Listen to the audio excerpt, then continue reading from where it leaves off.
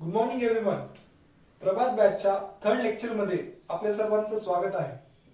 नीट biology session मध्ये आपला third point जो आहे तो आहे सिस्टमॅटिक्स. बायोलॉजीच्या स्टुडंट्स मध्ये एक गैरसमज पसरलेला आहे की सिस्टमॅटिक्स युनिट हा सगळ्यात टफ आहे. पण ऍक्च्युअल सिस्टमॅटिक्स जर आपण पाहिलं, सिस्टमॅटिक्स हा बायोलॉजी मधला फर्स्ट युनिट आहे. अकॉर्डिंग टू एनसीईआरटी जे सिस्टमॅटिक्सचे टॉपिक्स दिलेले आहेत त्यांनी 11th मधला फर्स्ट चॅप्टर मध्ये दिलेले आहेत. कारण according to NCERT it is the basic of all the biological study. बायोलॉजीच्या स्टडीचं सगळ्यात बेसिक काय असेल तर सिस्टमॅटिक्स. आणि अकॉर्डिंग टू मी आणि मला काही विद्यार्थ्यांनी सांगितलेले त्यांचे अनुभव त्यानुसार मी सांगतो की सिस्टमॅटिक्स हा बायोलॉजी मधला सगळ्यात सोपा टॉपिक आहे. ते कसं ते आपण बघूयात. सुरुवात करूयात लेक्चरला. आजच्या लेक्चर मध्ये आपल्याला सिस्टमॅटिक्स पूर्णपणे समजून घ्यायचं आहे. सिस्टमॅटिक्स म्हणजे काय? सिस्टमॅटिक्स हा वर्ड सिस्टमापासून तयार झालेला आहे. सिस्टेमा सिस्टेमा म्हणजे एक सिस्टम, बरोबर आहे. आपण भरपूर ठिकाणी सिस्टम हा शब्द ऐकला असेल. सिस्टम म्हणजे काय? खूप साऱ्या गोष्टी एकत्रित एका स्पेसिफिक सिक्वेन्स मध्ये अरेंज केलेल्या आहेत. फॉर एक्झाम्पल आपण घेऊयात आपली एनसीईआरटीची एक टेक्स्ट बुक. त्या एनसीईआरटीच्या टेक्स्ट बुक मध्ये जे कव्हर आहे तिथे लिहिलेलं आहे बायोलॉजी स्टँडर्ड 11th. ओके. मग 11th स्टँडर्ड मध्ये तुमचा जो सिलेबस आहे तो चॅप्टर्स नुसार डिवाइड केलेला आहे. First chapter, second chapter, third chapter, fourth chapter. म्हणजे काय केलंय त्यांनी चॅप्टर्सला एका सिस्टमॅटिक वे मध्ये अरेंज केले. पूर्ण ओव्हरऑल सिलेबसला चॅप्टर वाईज डिवाइड केलेलं आहे आणि एका सिस्टमॅटिक वे मध्ये अरेंज करून ठेवलेलं आहे. जेव्हा आपण त्या सिलेबसला स्टडी करतो, प्रत्येक चॅप्टरला स्टडी केल्यानंतर आपल्याला सगळा सिलेबस प्रॉपर सिक्वेन्शियल मॅनर मध्ये स्टडी करता येईल. ही त्याची सिस्टमॅटिक अरेंजमेंट झाली. मग सिस्टमॅटिक्स हा वर्ड जो आहे तो इथे त्याच पद्धतीने रिलेट करतो. जेव्हा आपण सिस्टमॅटिक्स स्टडी करतो तेव्हा आपल्याला या प्लॅनेटवर प्रेझेंट असणारे जेवढे काही लिव्हिंग ऑर्गॅनिझम्स आहेत त्या सगळ्या लिव्हिंग ऑर्गॅनिझम्सची स्टडी करायची. How is this possible? या पूर्ण पृथ्वीवरती लिव्हिंग ऑर्गॅनिझम्स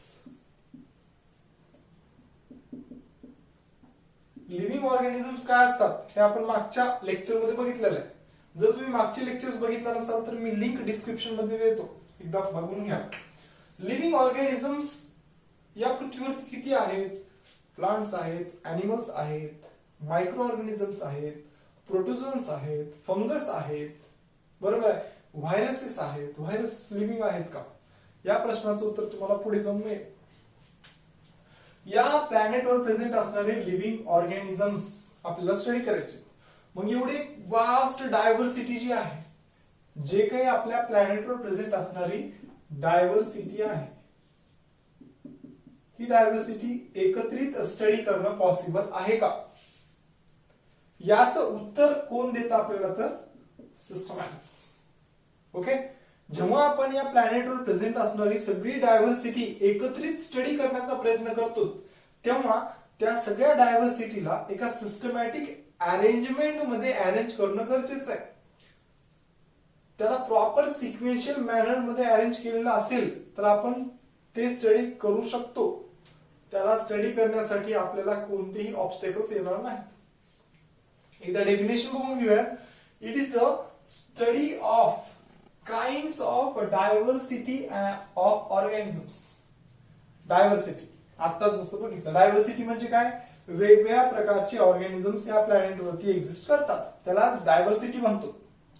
मग जेव्हा आपण एखाद्या ऑर्गॅनिझम्स लिव्हिंग ऑर्गॅनिझमची डायव्हर्सिटी स्टडी करतो त्यालाच काय म्हणायचं, सिस्टमॅटिक्स. It is the study of kinds of diversity of the organisms. आणि ते ऑर्गॅनिझम्स लिव्हिंग असतील. आणि स्टडी करताना आपल्याला काय करायचंय, त्यांना कम्पेअर करायचंय.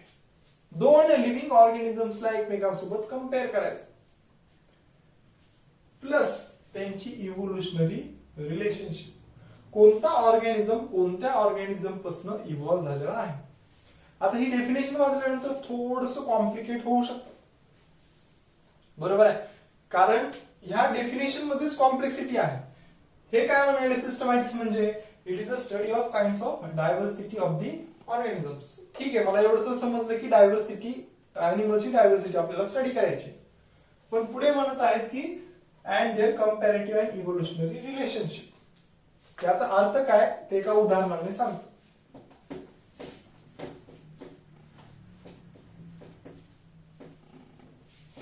जेव्हा आपण काय करूयात, या पूर्ण प्लॅनेटवरच्या लिव्हिंग ऑर्गॅनिझम्सला दोन ग्रुप्स मध्ये डिवाइड करूयात. ओके, मी एका लिव्हिंग ऑर्गॅनिझम्सला नाव दिलं प्लांट्स आणि एका लिव्हिंग ऑर्गॅनिझम्सला नाव दिलं ॲनिमल्स.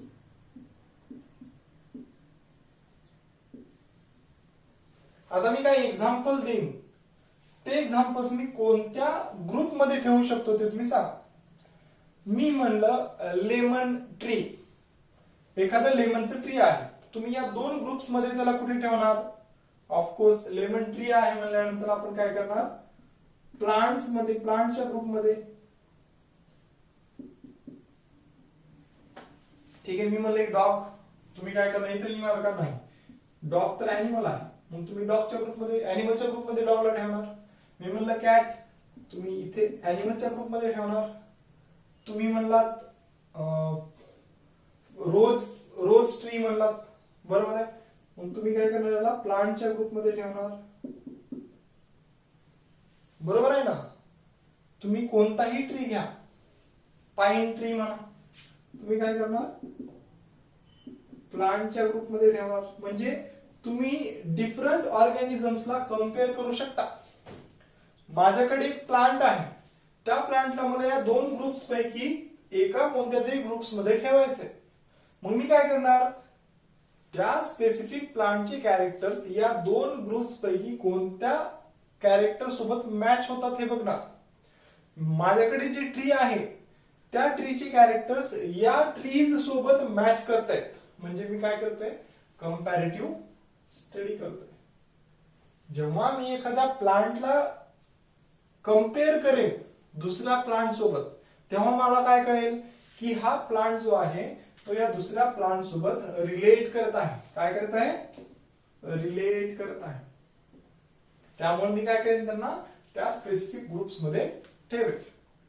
पण एक अॅनिमल घेतलाय आणि प्लांट्सच्या ग्रुपमध्ये ठेवलाय असं होऊ शकत नाही, कारण आपण जेव्हा त्या दोन ऑर्गॅनिझम्सला कम्पेअर करतोय त्याच्यामध्ये सिमिलॅरिटी दिसत नाहीये. कंपॅरेटिव्ह सिमिलॅरिटी दिसेल, आपण त्या स्पेसिफिक ग्रुपमध्ये त्याला ठेवून देऊया. बरोबर आहे. आता इथं मी म्हणलं मी 3 ॲनिमल्स घेतले, जसे की टायगर, लॉयन आणि लिओपार्ड. आता हे 3 ॲनिमल्स मी घेतलेले आहेत. या 3 ॲनिमल्स मध्ये मला इव्होल्युशनरी रिलेशन बघायचे. इव्होल्युशनरी रिलेशन म्हणजे हे ॲनिमल्स एकमेकांपासून इव्हॉल्व्ह झालेले असू शकतात का. दिसायला तर त्यांचं बॉडी स्ट्रक्चर सिमिलर आहे, मग त्यांच्यामध्ये काही ना काही इव्होल्युशनरी रिलेशन आहे. पुढे जाऊन जेव्हा आपण सिस्टमॅटिक्स मध्ये टॅक्झॉनॉमी स्टडी करतो, त्याचं नॉमेनक्लेचर स्टडी करतो, तेव्हा आपल्याला असं समजतं हे तिन्ही ऑर्गॅनिझम्स एका सिंगल जीनस मध्ये एक्झिस्ट करतात. त्या जीनसचं नाव आहे पॅन्थेरा, जे की इव्होल्युशनरी रिलेशनशिप शो करतं. त्यामुळं आपण या अशा पद्धतीचे जे ग्रुप्स पाडतो, ज्या ग्रुप्स मध्ये डिफरंट लिव्हिंग ऑर्गॅनिझम्सला आपण कम्पेअर करतो आणि कम्पेअर करून त्या ऑर्गॅनिझमला त्या स्पेसिफिक ग्रुप मध्ये ठेवतो आणि त्याला प्रॉपरली सिस्टमॅटिक वे मध्ये क्लासिफाय करतो. हे सगळं कंपॅरिझन का करायचं, कारण आपल्याला शेवटी एकच सिस्टमॅटिक्स मध्ये एकच कन्सेप्ट करायची आहे, काय, क्लासिफिकेशन. आपल्याला काय करायचंय पुढे जाऊन क्लासिफिकेशन करायचंय. एवढे कंपॅरिझन करणे, इव्होल्युशनरी कॅरेक्टर्स काढणे, त्या स्पेसिफिक ऑर्गॅनिझम्सला स्टडी करणे कशासाठी करायचंय? To classify different organisms. आणि क्लासिफिकेशन म्हणजेच काय? It is a systematic arrangement of different living organisms. थोडंसं कॉम्प्लिकेटेड आहे, पण एकदा का कन्सेप्ट एकदम प्रॉपर क्लिअर झाली तर यासारखा सोपा टॉपिक कुठेच नाही. बरोबर. आता मी एक उदाहरण तुमच्या समोर दिलेलं आहे. तुम्हाला प्रॉपर समजण्यासाठी आणखीन काही टर्मिनॉलॉजी स्टडी करणं गरजेचं आहे, की पुढे आपण हे फक्त तुम्ही उदाहरण आहे. तुम्हाला या नोट्स जर पाहिजे असतील तर स्क्रीनशॉट काढून घ्या, त्यानंतर तुम्ही ते तुमच्या नोट्स मध्ये घेऊ शकता.